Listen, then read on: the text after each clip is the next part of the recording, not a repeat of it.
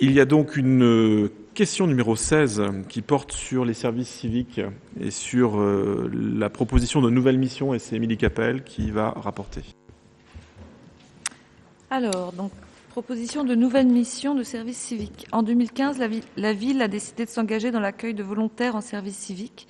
Le service civique s'adresse aux jeunes âgés de 16 à 25 ans, sans condition de diplôme, qui souhaitent s'engager pour une période de 6 à 12 mois auprès d'un organisme à but non lucratif ou une personne morale de droit public pour accomplir une mission d'intérêt général dans un des domaines ciblés par le dispositif. Donc il y a par exemple la culture et loisirs, l'environnement, etc. Depuis, 2 volontaires ont été accueillis à Avranches, une ambassadrice de l'engagement et une médiatrice de la culture pour tous. Donc elles ont fini leur mission à l'heure actuelle. La collectivité souhaiterait proposer 3 nouvelles missions. Une sur la thématique de la mémoire. Donc le service musée et patrimoine propose une mission de 8 mois, de mai à décembre, dans le cadre d'une exposition visant à commémorer le centenaire de la Première Guerre mondiale. Le ou la volontaire travaillera sur la collecte des témoignages et des actions de médiation auprès du public. Un deuxième service civique serait proposé sur la thématique de l'éducation pour tous. Donc là, c'est le service jeunesse qui propose une mission de 8 mois, de septembre à juin, sur la promotion de l'expression des jeunes via le multimédia. De la même manière, le jeune sera amené à recueillir la parole des jeunes sur les services qu'ils utilisent. Et enfin, une troisième thématique, celle de la solidarité. Le centre social propose une mission de 8 mois, de septembre à juin, pour développer l'animation pour les seniors. Le service civique sera amené à identifier, sensibiliser et mobiliser des personnes vers une activité adaptée. Pour rappel, le service civique donne lieu à une indemnité versée directement par l'État aux volontaires, qui est de 470 € net par mois, quelle que soit la durée hebdomadaire du contrat, ainsi qu'à la prise en charge des coûts différents afférents à la protection sociale du volontaire. La collectivité qui accueille le volontaire doit simplement couvrir les frais d'alimentation ou de transport, soit par des prestations en nature, soit par le versement d'une indemnité complémentaire prévue à l'article R. 121-25 du Code du service national, équivalent à 7,43% de la rémunération brute afférent à l'indice 244, soit 107,58 € par mois à cette date. Un tuteur doit être désigné au sein de la structure d'accueil pour chaque mission. Il sera chargé de préparer et d'accompagner le volontaire dans la réalisation de ses missions.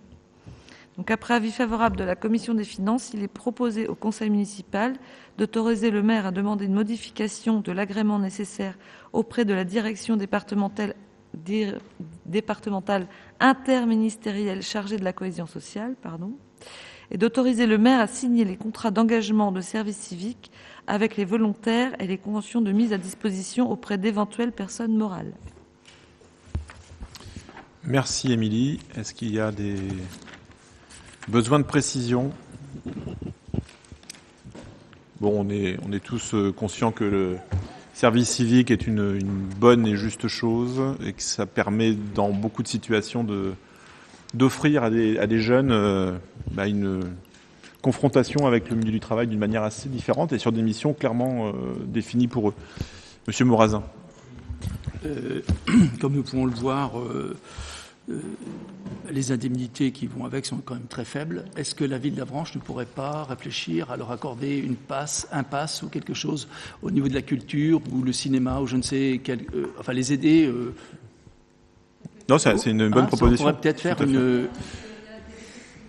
Il y a des possibilités d'avantages en nature, donc après, il faut voir au niveau réglementaire ce qu'il est possible de faire. Mais voilà, ça peut être une réflexion, en effet, sur c'est quand même quelque chose un effort important pour les jeunes en question. Le loyer, par exemple, on peut peut-être faire un effort quelque part, je sais pas. Sur la question du logement aussi, on peut. Oui, par exemple, on peut réfléchir. Mais je trouve normal que la ville accorde quelque chose. Tout à fait. C'est vrai qu'on travaille avec Manche Habitat sur des logements quasiment en copropriété, en colocation plus exactement.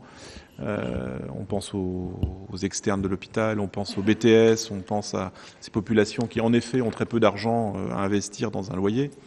C'est vrai qu'on pourrait peut-être imaginer un dispositif spécifique pour ces personnes en service civique. À la limite, on pourra en reparler en commission, je sais pas, commission RH ou autre. Très bien. Donc, je vous propose de mettre aux voix cette question numéro 16. Est-ce qu'il y a des votes contre, des abstentions? Donc, unanimité une nouvelle fois. Merci beaucoup.